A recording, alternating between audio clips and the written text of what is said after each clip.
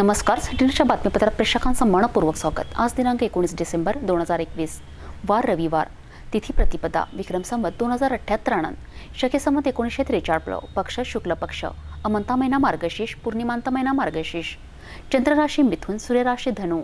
बातमीपत्राची सुरुवात करूया सुविचार मालेने. आयुष्यात आपण किती वेळा हरला आहेत काही फरक पडत नाही, कारण तुमचा जन्म जिंकण्यासाठी झाला आहे. आजचा सुविचार आपण बघितला. आता बघूया बातमीपत्रातील ठळक बातम्या.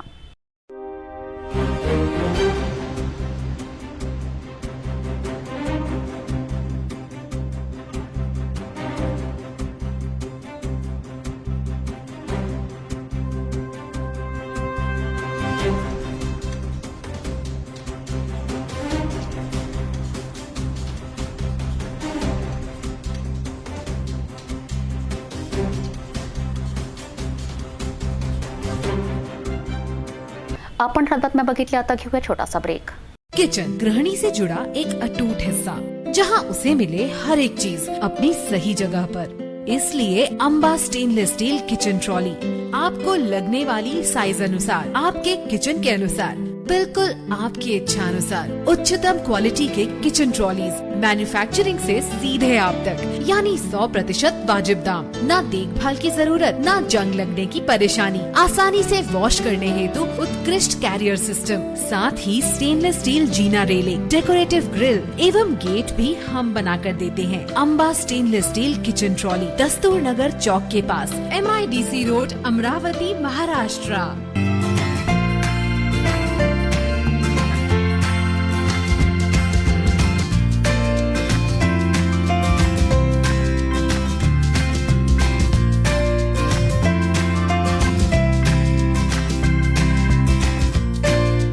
संपूर्ण लग्न बसता आराधना जवाहर रोड अमरावती. ब्रेकनंतर बघूया सविस्तर बातम्या. कोरोना आजारात नवीन विषाणू निर्माण झालेल्या ओमिक्रॉन आजाराने आता देशाला पुन्हा डोकीदुखी निर्माण केली आहे.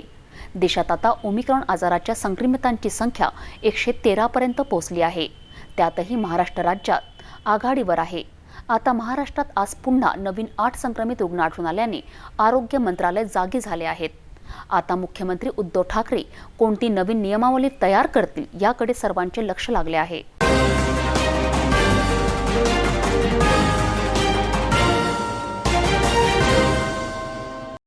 संपूर्ण जगाला कधी कोरोनाने हादरून टाकले.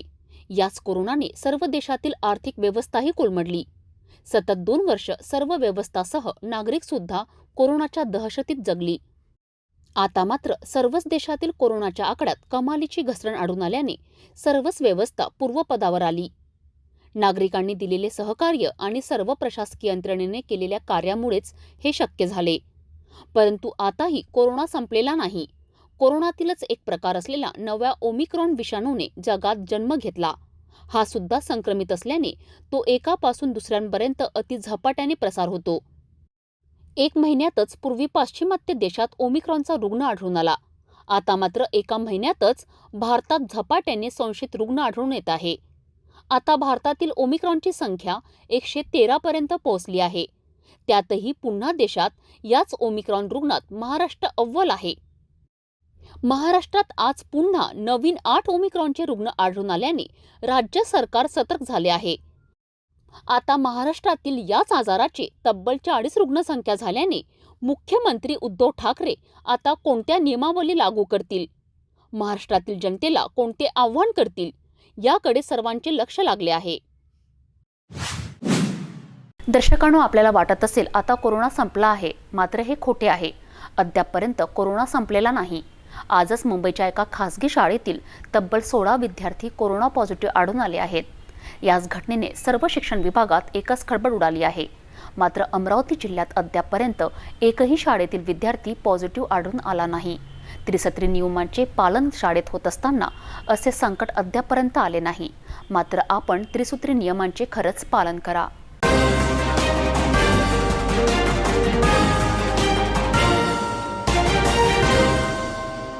कोरोना रुग्ण आकडा कमी झाल्याने महाविकास आघाडी सरकारने तब्बल 2 वर्षांनी सर्व उच्च प्राथमिक, उच्च माध्यमिकसह महाविद्यालय सुरू करण्यासाठी हिरवी झेंडी दाखविली.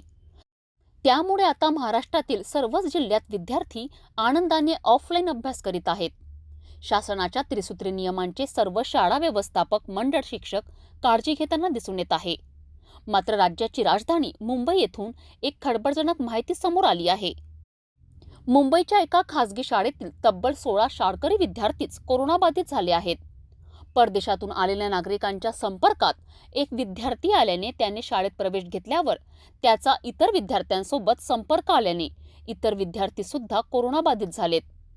या घटनेने मुंबई महाराष्ट्रामधील सर्व शिक्षण विभाग शाळा महाविद्यालयात खळबळ उडाली. मुंबईच्या त्या 16 कोरोनाबाधित आलेल्या शाळेतील इतर 600 विद्यार्थ्यांची RT-PCR चाचणी आता घेण्यास सुरुवात झाली आहे. अमरावती जिल्ह्यात मात्र अद्यापपर्यंत सुदैवाने कोणत्याही शाळेत एकही विद्यार्थी आतापर्यंत कोरोनाबाधित आढळून आला नाही. अमरावतीत प्रत्येक शाळेतील शिक्षक विद्यार्थी शाळेत प्रवेश करण्याआधीच त्रिसूत्री नियमांचे पालन करून सॅनिटायझर, मास्क, सामाजिक अंतर ठेवण्याचे पालन करतात. मुंबई शहरात एका शाळेत 16 विद्यार्थीच कोरोनाबाधित आढळून आल्याने अमरावतीमधील शिक्षण क्षेत्रात आता पुन्हा नियमांचे पालन करण्यास सुरुवात झाली आहे.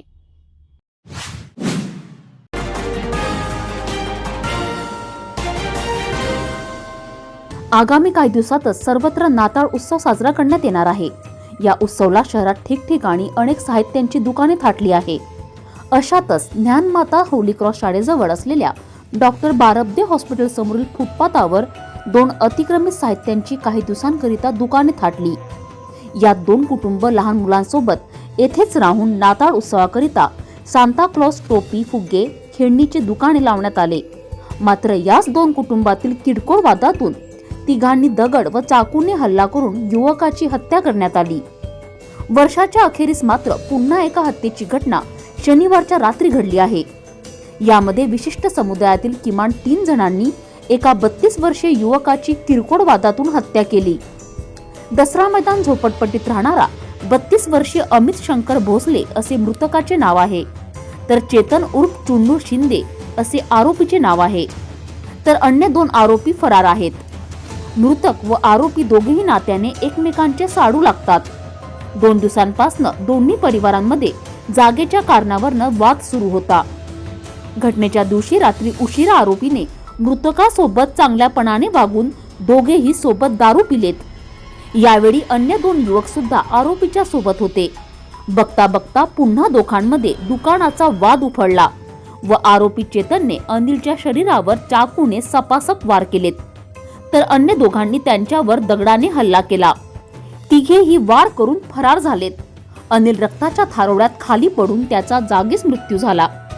या घटनेची माहिती कोतवाली पोलिसांना मिळताच त्यांनी तात्काळ घटनास्थळ गाठून घटनेचा पंचनामा केला. मृतक अनिलच्या शवाला जिल्हा सामान्य रुग्णालयात दाखल करण्यात आले. मृतक अनिलची पत्नी चांदणी भोसले यांच्या तक्रारीवरून कोतवाली पोलिसांनी हत्येचा गुन्हा दाखल केला आहे. कोतवाली पोलीस आरोपीच्या शोधात रवाना झालेत. मात्र रात्री उशिरापर्यंत फरार आरोपी कोतवाली पोलिसांच्या हाती लागू शकला नाही. वेगवेगळ्या ठिकाणी पोलीस पथक रवाना झाले आहेत. 1 महिन्यांपासून संपावर असलेले एसटी कामगारांविरोधात 20 डिसेंबरपर्यंत मेस्का अंतर्गत कारवाई नाही असे संकेत आज परिवहन मंत्री अनिल परब यांनी दिले आहेत. आता 20 डिसेंबरला न्यायालय कोणता निर्णय देणार याकडे महाराष्ट्रातील सर्व एसटी कामगारांचे लक्ष लागले आहे.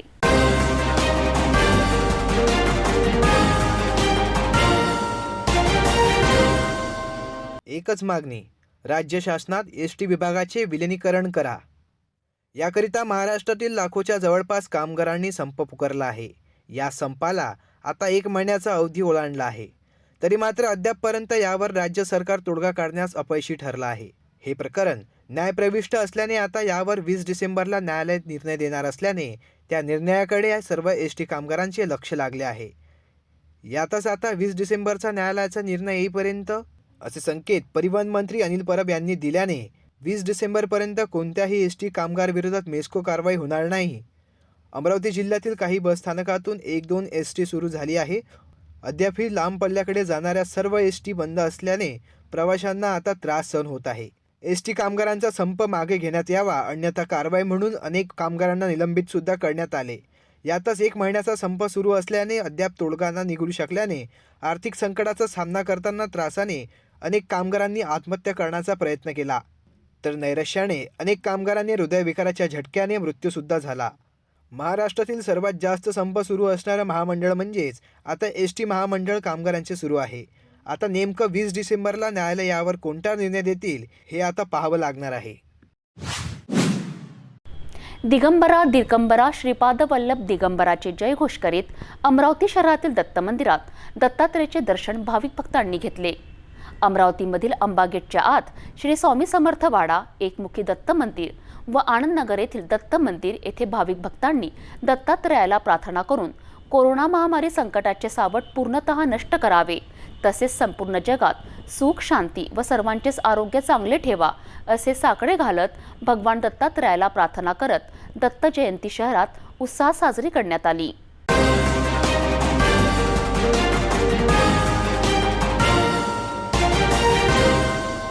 सर्वत्र दत्त जयंतीचा उत्सव शासनाच्या त्रिसूत्री नियमांचे पालन करून आज मोठ्या आनंदात दत्त जयंती उत्सव साजरा करण्यात आला.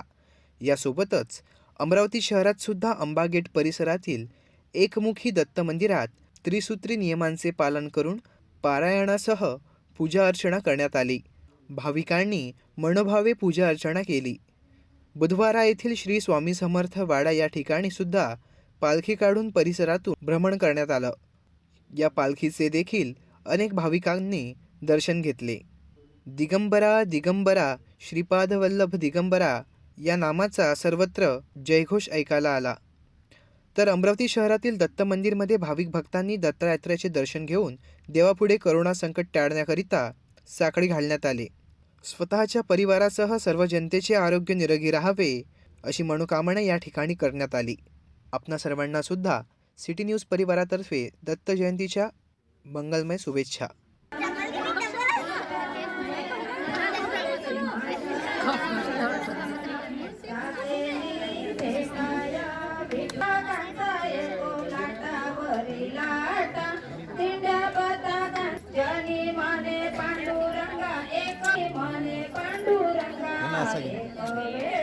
काय साहेब कुठे गेले आमचे?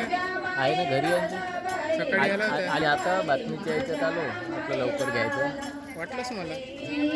कारण मी सकाळी येऊन गेली होती म्हणजे फक्त. अतिदुर्गम आणि मागास मेळघाटच्या ग्रामीण क्षेत्राच्या विकासाची जबाबदारी पंचायत समिती आणि ग्रामपंचायत प्रशासनावर असते. सध्या परिस्थितीत धारणी पंचायत समिती अंतर्गत येणाऱ्या ग्रामपंचायतमध्ये कमिशनचा खेळ खेळला जात असून 30% कमिशनमध्ये विकास विक्री केल्या जात असल्याची माहिती सूत्रांकडून प्राप्त झाली आहे.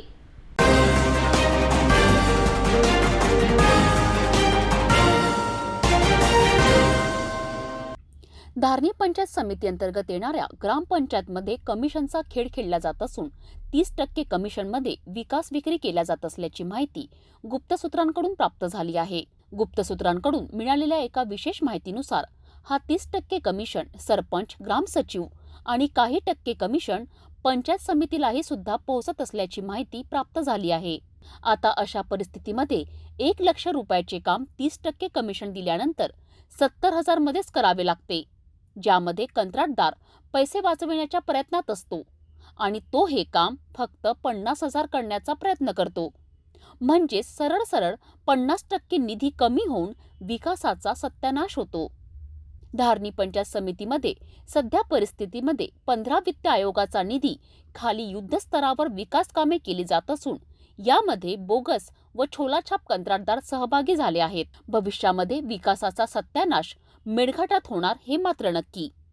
आता या गंभीर प्रकरणाकडे संबंधित जिल्हा परिषदचे मुख्य कार्यकारी अधिकारी अविशांत पांडा यांनी लक्ष देण्याची गरज आहे. धारणीहून सिटी न्यूज प्रतिनिधी शकील अहमद. मेळघाटला विकासाच्या प्रवाहाशी जोडण्यासाठी शासन कोट्यवधीची निधी खर्च करीत आहेत आणि आजही मेळघाटची अवस्था जशी होती तशी स्थितीत दिसत आहे. 2020 पर्यंत येथील आदिवासी विद्यार्थ्यांना कौशल्य विकास अंतर्गत आदिवासी प्रकल्प विभागामार्फत विशेष प्रशिक्षण दिले जात होते. वेगवेगळ्या प्रशिक्षण गेले अनेक वर्षांपासून सतत सुरू होते. मात्र दिलेले प्रशिक्षणात मेळघाटातील बेरोजगार महिला व विद्यार्थ्यांपर्यंत पोहोचले की नाही.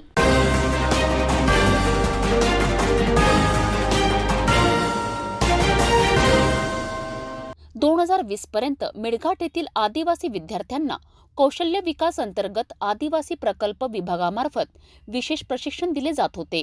वेगवेगळ्या प्रशिक्षण गेल्या अनेक वर्षांपासून सतत सुरू होते.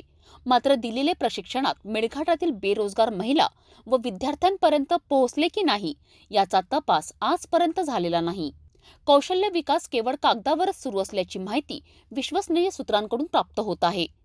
धारणी तालुक्यात गेल्या 3 दशकांपासून आदिवासी प्रकल्प विभागाचे अस्तित्व कायम करण्यात आले आहे, ज्याद्वारे आदिवासीयांना विशेष योजना, शिक्षण आणि विकासासाठी प्रशिक्षण देण्याची जबाबदारी आदिवासी प्रकल्प विभागाला सोपवण्यात आली होती, ज्यांच्या माध्यमातून मेळघाटात कोट्यावधी रुपये खर्च करण्यात आले. मात्र कौशल्य विकासाची योग्य पद्धतीने चौकशी झाली तर हे संपूर्ण प्रकरण केवळ कागदावरच दिसणार हे नक्कीच. मेळघाटात विविध संस्थांद्वारे अनेक प्रकारचे प्रशिक्षण दिले जात होते. मात्र हे प्रशिक्षण खऱ्या अर्थाने बेरोजगार आदिवासी विद्यार्थ्यांसाठी ते प्रभावी ठरले की नाही याचा शोध घेण्याची गरज आहे. धारणीहून शकील अहमद, सिटी न्यूज प्रतिनिधी. चौरागण वनपरिक्षेत्र अंतर्गत येणाऱ्या 54 गावाचे पुनर्वसन सध्या परिस्थितीमध्ये व्याघ्र विभागाकडून सक्तीचे केले जात असल्याचा आरोप गावातील नागरिकांनी केला आहे. इतकेच नव्हे तर ग्रामस्थांना विश्वासात न घेता नियमबाह्यपणे ग्रामसभेचा बोगस ठराव पारित करून या ठरावाच्या आधारे नागरिकांना जबरदस्तीने गाव सोडण्यास मजबूर केले जात आहे, असा आरोप 54 गावातील नागरिकांनी केला आहे.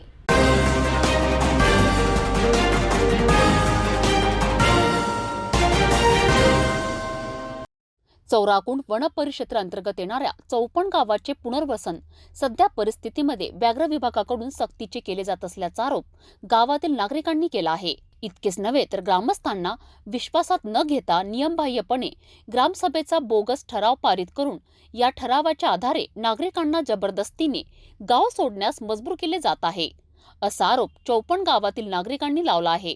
54 हे गाव अति दुर्गम असून या गावामध्ये नागरिकांनी पक्का रस्ता, रोजगार, विद्युत जोडणी या सर्व भौतिक सुविधेची मागणी केली असून भविष्यात कोणत्याही परिस्थितीमध्ये आम्ही आमचे गाव सोडणार नाही, असे सुद्धा 54 गाववासियांनी सांगितले आहे. गावकऱ्यांनी सांगितले की संबंधित व्याघ्र विभागातील अधिकारी, कर्मचारी गावकऱ्यांना दररोज पुनर्वसन करण्याकरिता धमकी देतात. 54 गावातील फक्त 5 ते 6 घरेच पुनर्वसित झाली असून जवळपास 90% नागरिक पुनर्वसन करण्यास तयार नाहीत. अशा परिस्थितीमध्ये शासन प्रशासन स्तरावर 54 गावातील नागरिकांना शासनाच्या सर्व योजना सुरू ठेवून त्यांना त्यांचे अधिकार देण्याची मागणी ग्रामस्थांनी केली आहे. धारणीहून शकील अहमद, सिटी न्यूज प्रतिनिधी. हाँ, सब भाई को राम राम. मेरा नाम राजीव साको, मैं आड़ा पटेल है गांव का. तो भाई ये फॉरेस्टा वाला बोलता कि भाई पुनर्वसन के लिए इन लोगों को घुमा घुमा के तैयार करता, तो लोगों को इच्छा जाने का नहीं है. तो इन लोगों ने चूतिया बना के पुनर्वसन का बात उठाते, हर हमेशा करता तो वही तकलीफ देते रहता. तो हमारा भी इच्छा जाने का नहीं है पुनर्वसन में. जो 4-5 घर गए आज पुनर्वसन में, उन लोगों ने गए भाई, लेकिन दोबारा हम जाने का तैयार नहीं है. पूरा गाँव का लोगों गाँव में रहने का इच्छा है. टाइगर विभाग मेलघाट में अपना दायरा बढ़ाकर यहाँ के नागरिकों का पुनर्वसन करने का काम कर रहा है. हम इस वक्त यहाँ पर जब मौजूद है तो ये 54 गांव के नागरिक है और वो लोग चाहते हैं कि उनका किसी भी प्रकार का पुनर्वसन नहीं किया जाए, जबकि वर्षों से 54 इस गांव में नागरिक निवास कर रहे हैं और उनकी मांग है कि उनको मूलभूत सुविधाओं से जोड़ा जाए. लेकिन यहाँ पर टाइगर विभाग नागरिकों का पुनर्वसन करके मानव का जो अधिकार है उसका हनन कर रहा है. जिस प्रकार मांग्या में संघर्ष देखने को मिला था, उसी प्रकार का संघर्ष अब 54 इस गांव में भी देखने को मिल सकता है. मैं शकील अहमद, सिटी न्यूज, मेलघाट. स्वातंत्र्य सेनानी यांनी आपले जीव पणाला लावून देशाला स्वातंत्र्य मिळवून दिले होते. त्यांच्या या उत्कृष्ट कामगिरीला बघून भारत देशवासियांकडून आजही त्यांना आदराने, मोठ्या सन्मानाने बघून आदरांजली दिली जाते. अशाच प्रकारचे मान सन्मान गेल्या शुक्रवारी कास्ट ट्राइब्स शिक्षण संघटनेच्या शैक्षणिक मेळाव्यात शिक्षण विभागाकडून देण्यात आले.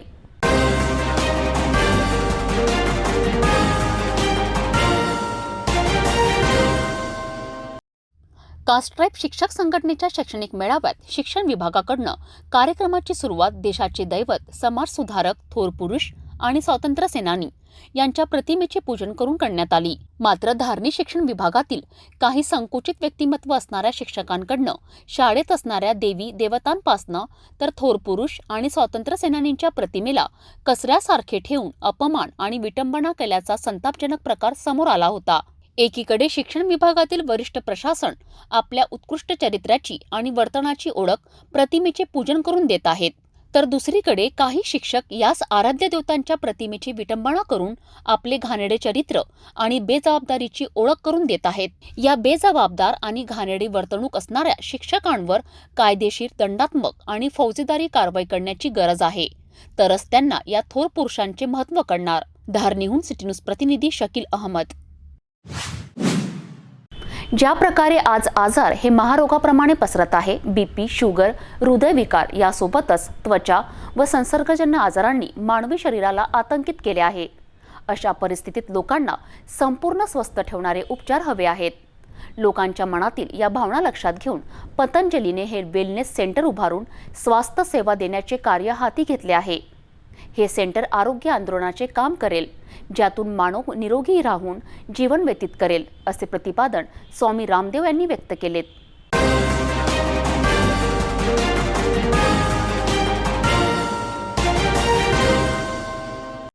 महाराष्ट्रात प्रथमच पतंजलीचे वेलनेस हेल्थ केअर सेंटर सुरू करण्यात आले. पुणे येथील डोंजे सिंहगड पायथा येथे झालेल्या कार्यक्रमास प्रमुख उपस्थिती म्हणून रामदेव बाबा ऑनलाईन उपस्थित होते, तर स्वामी विदहदेव सेंटरचे उदित अग्रवाल, ममता अग्रवाल, अंकित अग्रवाल, सर्व डॉक्टर्स व इतर कर्मचारी तसेच योग साधक प्रत्यक्ष उपस्थित होते. उदित अग्रवाल ज्यांनी हे वेलनेस सेंटर निसर्गाच्या सान्निध्यात अतिशय सुंदर वातावरणात उभारण्यात आले आहे. या सेंटरचे वैशिष्ट्य म्हणजे येथील सर्व डॉक्टर, योगाचार्य व उपचार देणारे सर्व कर्मचारी हे हरिद्वार पतंजली येथे प्रशिक्षण घेऊन आलेले आहेत. विशेष म्हणजे या वेलनेस सेंटरमध्ये इंटिग्रेटिव्ह ट्रीटमेंट, नॅचरोथेरपी, पंचक्रम योग, आयुर्वेदिक ॲक्युपंक्चर व यज्ञ थेरपी या विविधरित्या आरोग्य साधकांवर उपचार केले जाणार आहेत. या उपचारादरम्यान वेलनेस सेंटरमध्ये जी व्यक्ती उपचार घेण्यासाठी येणार आहे त्यांची संपूर्ण शास्त्रशुद्ध व आयुर्वेदिक पद्धतीने राहण्याची व सात्विक भोजन आहार पद्धतीची उपलब्धता करण्यात आलेली आहे, अशी माहिती सेंटरचे उदित अग्रवाल यांनी यावेळी दिली. नमस्कार, ओम, मैं डॉक्टर नागराज उस्मानी, आत्मबोध पतंजलि वेलनेस पुणे, यहाँ पर मैं सीनियर मेडिकल ऑफिसर हूँ. आत्मबोध पतंजलि वेलनेस में यहाँ पर इन पेशेंट और आउट पेशेंट की सुविधा दोनों उपलब्ध है, जिसमें हम अपने यहाँ पर आने वाले साधकों के लिए हमारे पास हाइड्रोथेरेपी यानी जल चिकित्सा, पंचकर्मा और योग व ध्यान, डाइट थेरेपी और यज्ञ थेरेपी से हम चिकित्सा देते हैं. इस प्रकार का जो व्यवस्था हमारे बाबा रामदेव जी की द्वारा खुली गई योगग्राम हरिद्वार में यह उपस्थित है, वैसे ही सुविधाएं हमारे यहाँ पर आत्मबोध पतंजलि वेलनेस पे हम यहाँ के लोगों को सेवा में लाना चाहते हैं. इस द्वारा आप यहाँ पे आके अपने लोगों के लिए व रिलैक्सेशन के लिए आप यह सुविधा का उपयोग ले सकते हैं. धन्यवाद. धामणगाव तालुक्यातील ग्रामपंचायत विरोड रोंघे येथे संत गाडगेबाबा ग्राम स्वच्छता अभियान व मित्र परिवारातर्फे या अभियान अंतर्गत दीपशिका दीपक देशमुख या विद्यार्थिनीचा वाढदिवस भव्य रक्तदान शिबिर व वृक्षारोपण कार्यक्रम घेऊन अगदी साध्या पद्धतीने साजरा करण्यात आला. रक्तदान शिबिरामध्ये 40 रक्तदात्यांनी रक्तदान करून विद्यार्थिनीच्या वाढदिवसाचा नवीन पायंडा पाडला. त्यामुळे ग्रामस्थांमध्ये या उपक्रमाचे कौतुक होत आहे.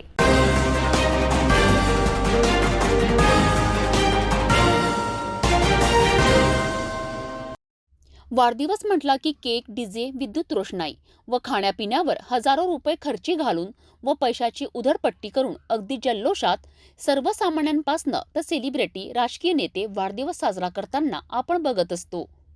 मात्र दीपशिका या विद्यार्थिनीच्या वाढदिवसानिमित्त वाढदिवसाच्या तामझाम पद्धतीला फाटा देते व जनकल्याणाची भावना जोपासत विरुड रोंघे येथील सदन शेतकरी व शासकीय कंत्राटदार मुन्ना उर्फ दीपक देशमुख यांनी विरुड रोंघे ग्रामपंचायत पदाधिकारी सदस्य व मित्र परिवाराच्या सहकार्याने गावात सुरू असलेल्या संत गाडगेबाबा स्वच्छता अभियानांतर्गत या अभियानमध्ये दीपशिका हिचा वाढदिवस रक्तदान व वृक्षारोपण करण्याची संकल्पना मांडली असता सर्वांनी या सूचनेचे स्वागत करून विरुड रोंघे येथील संत भास्कर महाराज या सभागृहामध्ये रक्तदान शिबिराचे आयोजन करण्यात आले।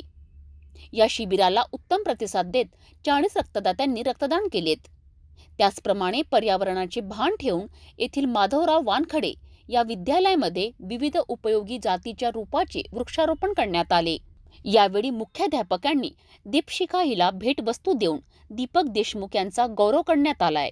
या रक्तदान शिबिराकरिता पीडीएमसी रक्तपेढीचे डॉक्टर सुप्रिया पाटील यांच्यासह प्राजक्ता भुलाणे, दिनेश चरपे, अमित धारणे, यश सुंदरकर, अमोल टेटू यांनी सहकार्य केले। तर या कार्यक्रमाला सरपंच रुपेश गुल्हाणे, उपसरपंच गोपाल मांडुलकर, सदस्य मंगेश गुल्हाणे, प्रकाश रोंगे, पोलीस पाटील प्रमोद रोंगे, अतुल वाघ, पंचायत समिती माजी सभापती पंकज वानखडे, भारत रोंगे, बाळासाहेब रोंगे व ग्रामस्थ मोठ्या संख्येने उपस्थित होते। विरुड रोंघेतनं मच्छिंद्र भटकर, सिटी न्यूज प्रतिनिधी।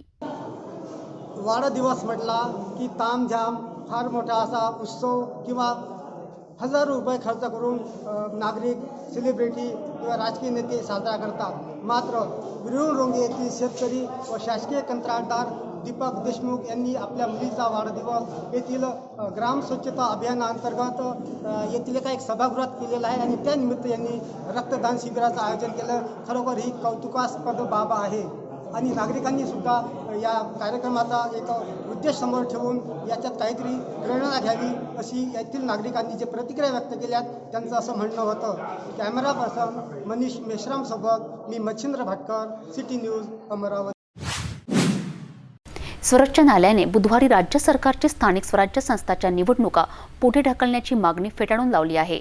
ओबीसी आरक्षित जागा खुल्या म्हणून गृहीत धरून त्या जागांवर निवडणूक घेण्याचे आदेश न्यायालयाने दिले आहेत। राज्य सरकारला सांगूनही ट्रिपल टेस्टचे पालन न केल्याने हा निर्णय घ्यावा लागत असल्याचे न्यायालयाने स्पष्ट केले आहे। जाता जाता पुन्हा एकदा आजच्या ठळक बातम्या।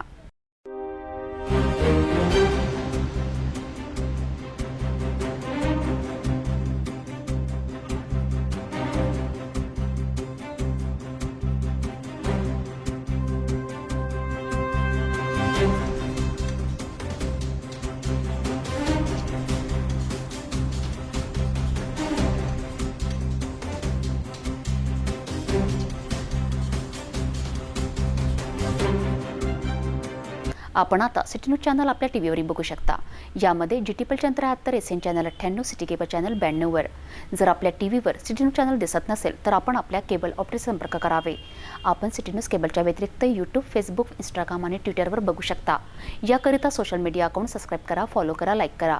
यूट्यूब अकाउंट सबस्क्राईब करण्याकरिता सबस्क्राईब बटनाला क्लिक करा आणि बेल आयकॉन दाबायला विसरू नका, कारण सर्वात आधी समाचार आपल्यापर्यंत पोहोचणार आहेत।